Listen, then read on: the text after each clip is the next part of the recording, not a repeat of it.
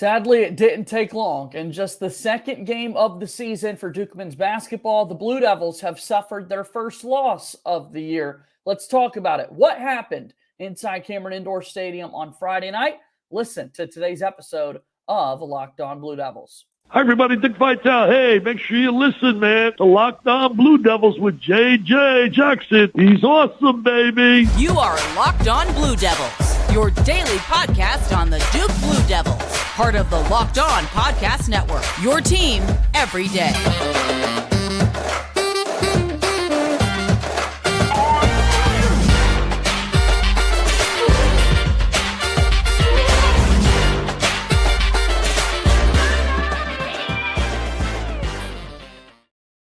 Hello, everybody, and welcome into another episode of the Locked On Blue Devils podcast. My name is JJ Jackson. It's great to have you here with us on Monday, November 13th, 2023. Excited to be talking about everything going on in the life of Duke athletics with you. Locked On Blue Devils is your daily one-stop shop to talk about everything going on in the life of Duke. Please be sure to follow and subscribe to our podcast for free wherever you get your podcast. Watch the show daily on YouTube. Subscribe to our YouTube channel. Comment down below on the videos. It's basketball season. I'm seeing all the comments coming in and really do appreciate the interaction that we're able to have on this program. Share the videos with your friends. Like them, subscribe, all those things. As again, your support just means so much to us here at Locked On Blue Devils. Follow us on X at LO_Blue Devils. And I'm there as well at _JJ_Jackson_. On today's show, it is a Monday. That means our good pal Jordan Mann at Duke FB Fans and Coach J Mann on Twitter joins the program from the Big J and Little J show. We're talking Duke hoops. We'll also talk a little bit about that Duke football game against the North Carolina Tar Heels over the weekend, all coming up on today's show. So without further ado, let's bring him on, our good pal Jordan Mann, who joins us here now. And as I said there in the open, Jordan, unfortunately, it just took until the second game of the season for Duke to suffer their first loss on the basketball floor this year. Yeah, I mean, it was a tough weekend as a Duke fan. Friday night, taking the loss against Arizona, and then Saturday night, how it played out in Chapel Hill. But, yeah, I mean, it was just, it just looked like Arizona is one thing, and we'll dive into it, JJ, but one thing that sticks out, just box score watching, is Arizona knows their rotation. They played 8 guys. All 8 played double-digit minutes. All 8 scored, rebounded, and assisted. Duke played 10 guys. 3 had 4 minutes or less. And the 2 main guys that had minutes, Caleb Foster had 13 and Ryan Young had 12, both combined for 0 points. So when their bench scores, rebounds, and assists with 3 guys and we play 5, I mean, that's tough. That's not a winning formula, but it's still early. So it's like, it's okay. These humps need to be figured out in November, because I stand by what I say, that basketball season doesn't really start till January when you start to really know your rotation. Like most Duke fans out there, I'm someone who looks at all the headlines. I'm reading all the stories. So many of the great reporters that are in there every single day with this team are guests on this program so frequently from time to time. And reading the headlines, that was one of the big takeaways that you said, Jordan, was the lack of depth that we saw out of this Duke team on Friday night. Just really surprising, because it's a team that we had so much expectations for. And again, this is where we kind of pump the brakes a little bit, and you don't want to get too much into overreaction time or anything like that. Great chances that this team is going to be able to still turn it around. This team did not lose the national championship on Monday. They still very much so can go chase their goals and dreams for this season. They also didn't win it. And so with that, I do think, though, depth is going to be something that we're going to have to watch. It might be a little bit of a slower build this season than we might have expected with so many key guys returning.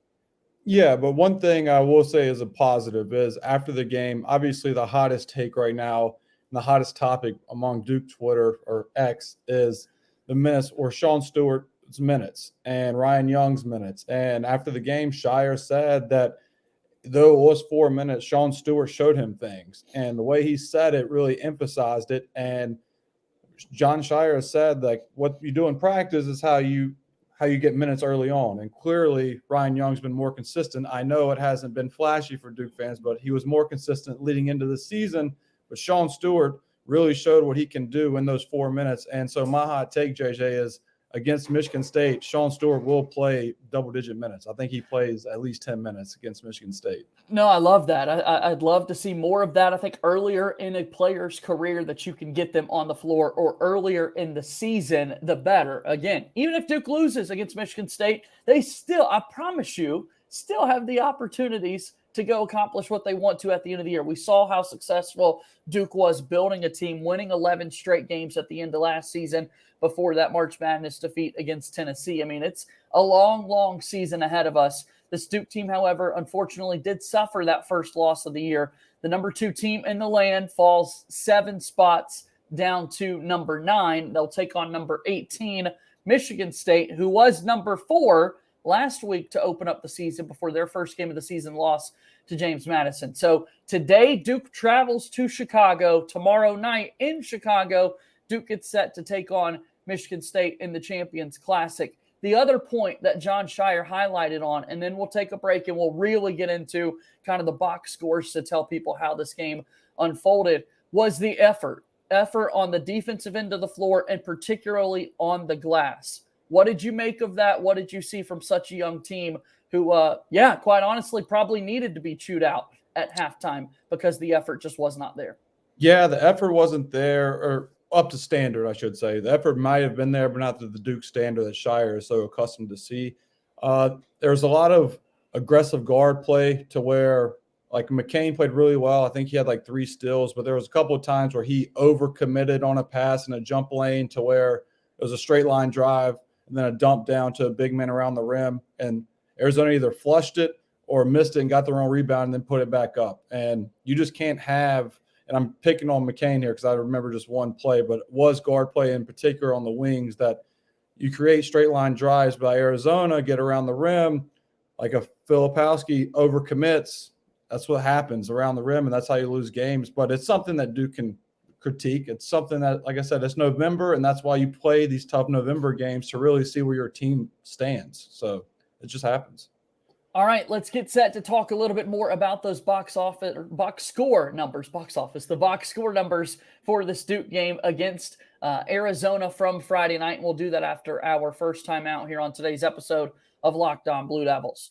Locked On Blue Devils is brought to you by our friends over at GameTime. GameTime is the place to go when you're looking for tickets, particularly when you're down to the last minute. GameTime is the fastest and easiest way to buy tickets for all sports, music, comedy, theater events, and so much more near you. With killer last-minute deals, all-in prices, views from your seat, and the best price guarantee, GameTime takes the guesswork out of buying tickets. It's the only ticketing app that gives you complete peace of mind with your purchase. Again, you can see that view from your seat before you buy, so you know exactly what to expect when you arrive. GameTime is obsessed with finding ways to help you save money on tickets. Find exclusive flash deals and sponsored deals on tickets for football, basketball, baseball, concerts, comedy, theater, and so much more. Take the guesswork out of buying tickets with GameTime. Download the app, create an account, and use code LOCKEDONCollege for $20 off your first purchase. Terms apply. Again, create an account and redeem code LOCKEDONCollege, LOCKEDONCOLLEGE, for $20 off. Download GameTime today. Last minute tickets, lowest price guaranteed. All right, let's keep it moving here on today's episode of Locked On Blue Devils. Alongside Jordan Mann, I'm JJ Jackson. The Big J and Little J show. Duke FB fans on Twitter. You're tweeting up a storm about basketball on that personal account of yours as well. Kind of promote your work. Yeah, so like we talked about previously on previous episodes, Coach J Man's where you can find my Duke basketball takes. I'll keep Duke FB fans strictly Duke FB fans, so that'll be Duke football. But yeah, I am going to break down, hopefully tomorrow before the Michigan State game, some clips like I did Duke versus Dartmouth on my personal page. And then the Big J and Little J show, we're going to be recording tonight talking about Duke and UNC football. But then after the Michigan State game, we're going to recap Arizona and Michigan State and where Duke goes from here. So it's a busy week talking about Duke, but it's the best time of the year when the Duke basketball and Duke football overlap, JJ. It is absolutely the best time of year anytime that takes place because we get to watch both of these teams that we love so much. We get to build up for a basketball season. We get to kind of wind down what's been a promising football season for Mike Elko and Duke football so far. So a lot of good things that are going to be discussed on the Big J and Little J show and right here on Locked On Blue Devils, so make sure you check all that out. All right, so let's get into the box score a little bit. If you're watching us on YouTube, you've got a helpful visual here for you,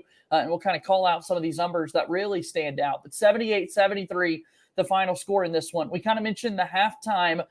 In that first half, things were not great for Duke basketball, trailing by 8 at the break. When you kind of look at these things, Jordan, what were some of those bigger numbers that jumped out at you in terms of the game? I mean, we touched on it before the break, but 15 offensive rebounds by Arizona is just, you're not going to win games when you're out rebounded 45-33 and 15 of those boards are offensive rebounds. Like we knew Duke was going to be undersized this year with possibly playing flip at the 5, but it really is a gang rebound mentality, and Duke's got to figure it out. But I think, like I said, if Sean Stewart plays double-digit minutes against Michigan State, that completely helps Duke's rebounding category right there, because he played 4 minutes and had 2 rebounds. So like his motor's there, and he'll be fine to plug in. But the one thing that's concerning right now for Duke is they scored 73 points, but the spacing was really hard to watch, and Arizona took advantage of it defensively, especially when you had like a Ryan Young and Mark Mitchell on the court together. Both aren't really shooters, and Arizona took advantage of that, basically sagging off, daring both to shoot. And Mark Mitchell was 0 for 4 from 3. Granted, it's his first game of the season, but he's just not a three-point shooter. Yeah, too many shot attempts for him. Yeah, he shot 35% from 3 last year, but you can't look at the percentage. You got to look at the makes. He made 19 threes out of 35 games, so every other game he's hitting a 3, and that you can't let – Duke's not going to win when he's shooting 4 threes. So he's got to get to the rim. And then you got to get – it was an off night by Tyrese Proctor. He's 1 for 6 from 3, but it's just – that's one of the games that you got to live with Proctor still shooting those threes. It's different when Proctor struggles from 3 than Mark Mitchell, because one is a shooter, capable shooter, and one is a straight slasher. No, I think a lot of that is so valid when we look at these numbers, and particularly breaking down the first half versus the second half. And I want to get a little bit more into that here in just a moment, but more of these individual performances. Quick praise, we'll get it out of the way. My goodness, Kyle Filipowski, we already had a good season opener, another dominant game for Flip. This guy truly can be the national player of the year if he continues to play at this high level All-American pace throughout the entire season. We were worried about the matchup with Ballo on the interior for Arizona, what that would look like, and Flip just felt comfortable the whole game, Jordan. Yeah, I mean, Flip, the one thing that's beautiful about Flip's game is his ability to shoot from deep. So when he plays the 5 and you have to have another 7-footer guard him out there, that just is a headache for Ballo, because that's not his game. He wants to be around the rim protecting. He doesn't want to be out there 25 feet contesting Filipowski's threes. And Duke got good looks when he was outside the perimeter, whether he caught the ball or not. It just made the offense flow better. And if Duke can rebound better playing small, they can really score way more efficiently with Flip playing the 5, because it just opens up the spacing so much more. We talk about good performances on Friday night. Jeremy Roach, another one of those players who definitely was comfortable on a big stage like that. Hit a couple of big-time three-pointers down the stretch, one to give Duke a 2-point lead in those final 4 minutes of the game. I was really impressed with the way Jeremy Roach played that game as well. Yeah, I mean, Roach could shoot, has like a little Jay Williams to him in terms of he can shoot 1 of 11, and then when the game is 3 minutes or less, he's going to go 4 for 4. Like he's just going to knock down the big shots in crucial moments for Duke, and he did on Friday night, and it just wasn't enough. But yeah, like you said, a couple of those shots, I was like, holy crap, Jeremy's just different when it comes down the stretch. And so we're looking at kind of the guard play as well for the Duke basketball team. Caleb Foster, a promising freshman, has got a big career ahead of him. Again, do not take any negatives that might be out there from this game and let that tell the whole story for what the season is going to be, because there is so much time for improvements and that sort of thing. But as Caleb Foster advocators, like we have been on this show, right, as people who are totaling the number of points the guy is scoring in scrimmage videos on YouTube that Duke releases, He's out there for 13 minutes and nearly put up a 13 trillion, like zeros all the way across the board, except for that one foul. I mean, just a really kind of tough game for Caleb Foster. It didn't make much sense to me, Jordan. I don't know. It didn't feel like he was there. Yeah, I mean, I wouldn't go that far. I would just say that he was your second game. He just looked like a freshman, second game of the year. His first game, he came off the bench, scored, was being aggressive, looking for his shot. And second game looked like he was more so seeing what he needed to do as a secondary guy on the court for like a Jeremy Roach when he was on the court with him, or Proctor or Flip. Like, how can he get those guys involved rather than looking for his shot? But when he switches that mentality and realizes like he is the offense as well, like get out and go, he'll be perfectly fine. It will take Duke, because Duke is going to be really good in transition on offense. Like with Caleb Foster on the floor, they need a run and gun, and he'll be fine. He's just, I think you'll see that against Michigan State. I really do. I think he's going to settle down tomorrow night. But yeah, just basically game one jitters. Like, I know Dartmouth was game one, but this was really Duke basketball game one jitters for Caleb, and he'll bounce back. I have faith in him. Kind of put Tyrese Proctor out there on the floor for a long time in those, 37 minutes out there on the floor for Proctor. Roach played nearly the whole game as well. So trying to find somebody to kind of step up there in the backcourt. Jalen Blake's a non-factor in this one. Of course, we've got the Jaden Schutt story already early in the season with planning to redshirt here in his sophomore season. Jared McCain was really the only other guard out there for quite some time, and I think you've got to be really optimistic about what McCain's future could be considering the start to his Duke career. Oh yeah. Jared McCain plays hard. Like, he played his tail off on both ends of the floor. Like I said, he had 3 steals, and there was a couple of times where he overcommitted defensively, but he's young, and those are correctable mistakes. But you also look at, he had 5 assists, and he came to Duke being a shooter. He had 9, 5, and 4 as the 2 guard or 3 guard, however you want to label him at Duke. 9, 5, and 4 is a very solid outing for the 3rd or 4th guy on the team, basically. So he shot 3 of 8. I would like to see him, he was 1 of 3 from 3. If he could make 2 to 3 threes a game, that'd be great. But I thought he had a really good floor game. Yeah, really good floor game for McCain, and something I think that we're going to be able to see him kind of build off in the games and weeks to come and that sort of thing. So a bit of an off shooting night for Tyrese Proctor, but still felt in control the entire time, still was getting after it defensively. Of course, for Duke fans, unfortunately, Caleb Love gets the final laugh. It's the first time here nearly 20 minutes into our show today that we've mentioned his name. But I really did like kind of the effort that Proctor had on the defensive end of the floor. Oh, yeah. Proctor had a tough day in the office offensively.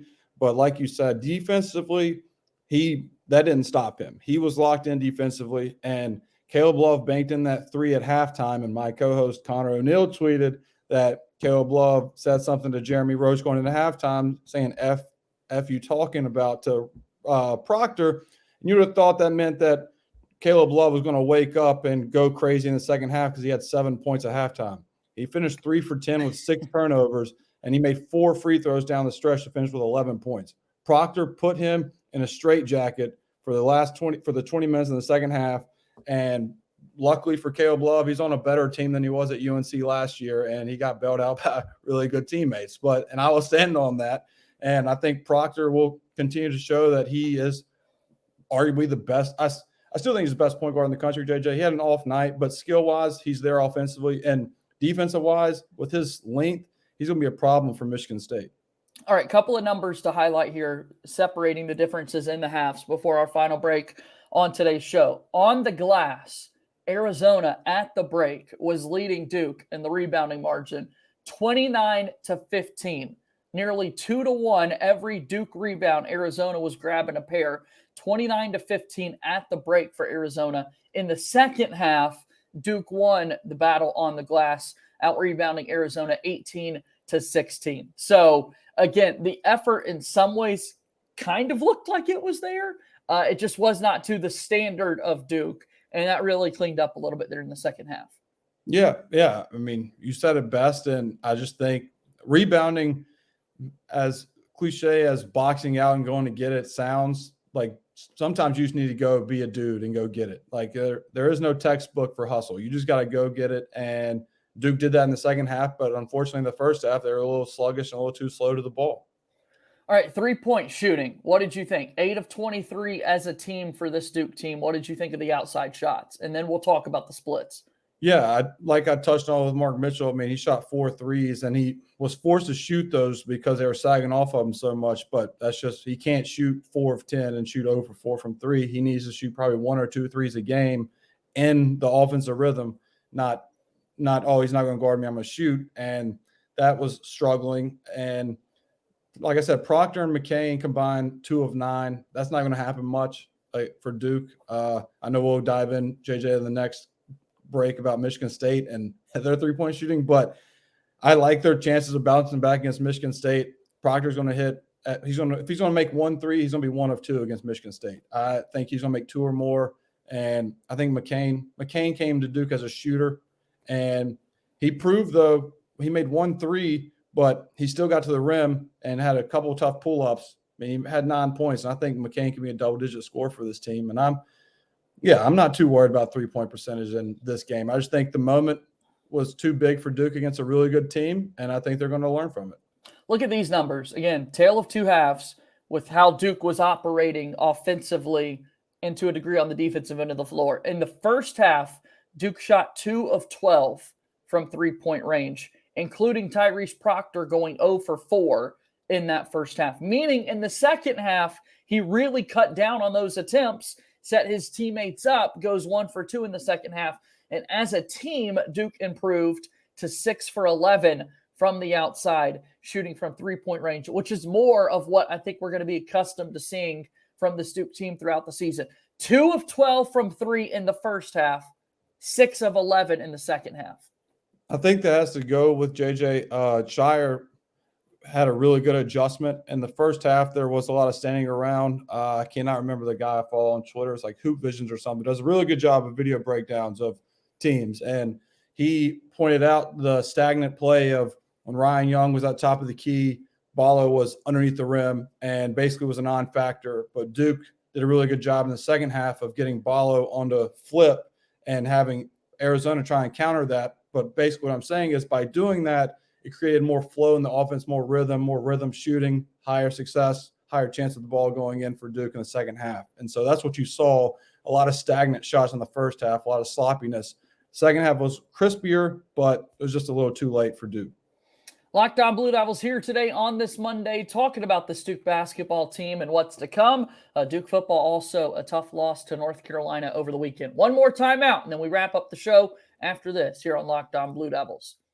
Locked On Blue Devils here today is brought to you by our friends over at Jase Medical. We spend a lot of time talking together, you and I. We get fired up together on wins and losses, who starts and who sits, and I'm so thankful for the connection that we have. Today, though, I want to make our chat a little bit more personal. We just learned that you can get a 1-year supply on ED medications. You realize what that means? Bring on extended travel. Bring on that next natural disaster or supply chain issue. You are covered, my friend. You don't have to worry about whether or not you can refill your generics like Viagra and other prescriptions available, because this is possible because of our friends over at Jase Medical. Right now, go online at jasemedical.com to receive your 12-month supply on daily medication. Remember to use promo code LOCKEDON at checkout for a discount as well. Again, go online. If you or someone you know would like to get some peace of mind by having a year supply of any daily med, go to jasemedical.com to see if it's offered for you.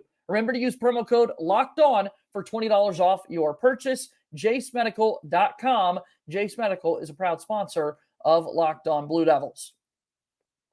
We're beginning to move forward here on today's episode of Locked On Blue Devils. JJ Jackson being joined today by my pal Jordan Mann at Coach J Mann on Twitter, talking a little bit about this Duke basketball team. So quick thoughts. Number 9 Duke, number 18 Michigan State tomorrow night in Chicago. What do you think we're going to see? Thoughts. Michigan State is shooting 6.5% from 3 this year. I hate to break it to Duke fans, but they're going to make some threes in Chicago. Like that, they're a really talented group. They came out to a slow start. Just because they're shooting this slow doesn't mean they can't shoot. They got some talent on their team as well. And I think we're going to see both teams make open threes this go around. And like you said, like we just touched before the break, Duke wasn't like shooting like that bad. They went 6 of 11 or whatever in the second half against Arizona. But I think Proctor and McCain will be more effective behind 3-point line.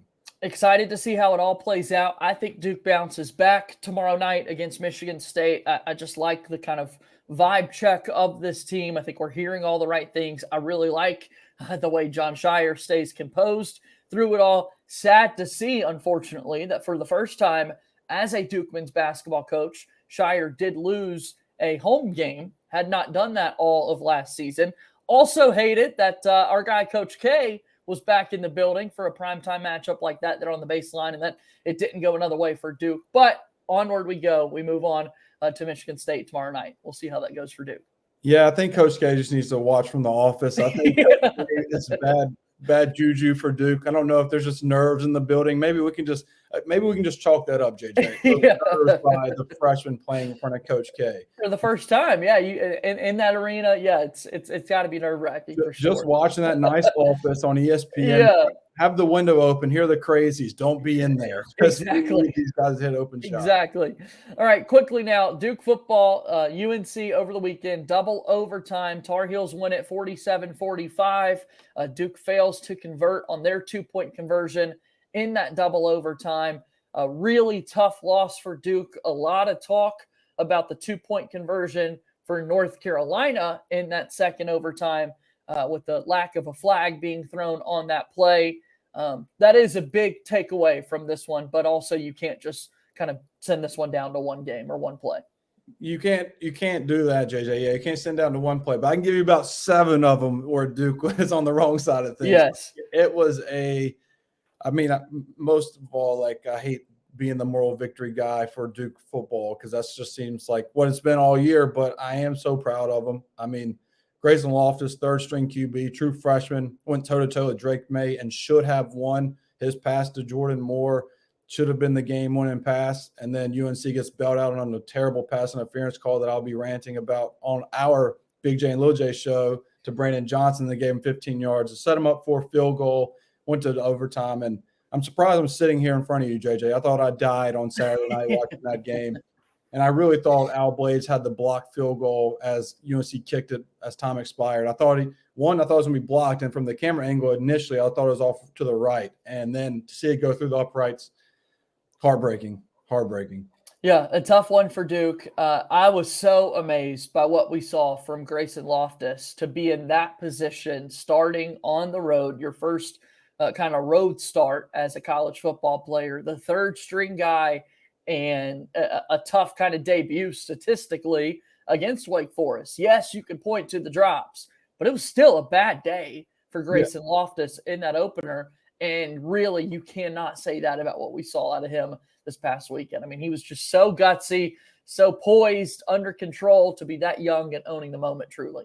Yeah, I mean, he made some big-time throws. I mean, like I said, the pass that he had to Jordan Moore with 40 seconds left was the play of the year for Duke. Like, yeah, game ends right there, play of the year, 4th and 9, and there you just bring the whole all-out blitz. He gets hit right when he throws it, just holds it for the perfect amount of time for an open receiver and hits him in stride. And, yeah, I'm so proud of the kid, and it sucks for Duke, but hopefully they can bounce back against the UVA. That's going to be a tricky game. Like, that team, they're 2-8, Virginia is, but they're a tough team. So it'll be a good contest Saturday. I'm excited to see how it plays out. A couple of more games left on the schedule for this Duke football team, bowl bound for the Duke Blue Devils. But unfortunately, we have reached the portion of the season where nationally the story goes away from this Duke football team. Like, let me prepare people.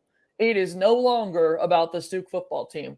The story is going to be what is the future of Duke football head coach Mike Elko. Over the weekend, Texas A&M, Mississippi State. We've seen a couple of SEC teams already fire their head coach. Some bigger football budgets at some of these schools that likely are going to come calling Mike Elko's way. And that's just a shame. Who knows if he'll stay and work with the Duke football team. Clearly, we don't want Elko to go anywhere, but just be prepared, Duke fans. Mike Elko's name will be everywhere over the next few weeks. Yeah, coming into this, JJ, he just had his press conference, and he did say that he he's very committed to Duke, and his family loves Duke and loves Durham. So that's good. And I know that could be coaches speak, but as a Duke fan, that is refreshing to hear that he said he is committed. But we both know that A&M has deep wallets, and we'll see. I mean, we'll see. Worst case, he goes, but Duke's going to be better off like with what he has done for Duke and regardless. So he's built a foundation. I just hope he continues to build off of that foundation at Duke. Let's see what Duke football could do. It's going to be interesting to follow. Jordan, as always, it is so good to see you, my friend. Looking forward to going ahead and talking next week with you too, okay? Appreciate you, JJ. Thanks for having me. All right, that's Jordan Mann joining us here on the show today, and that's going to do it for another episode of Locked On Blue Devils. Be sure to follow and subscribe to our podcast feed. Watch the show on YouTube daily as well. Subscribe to our channel. That'll do it for the show. As always, go Duke. I'll talk to you tomorrow. My name is JJ Jackson. Thank you and good day.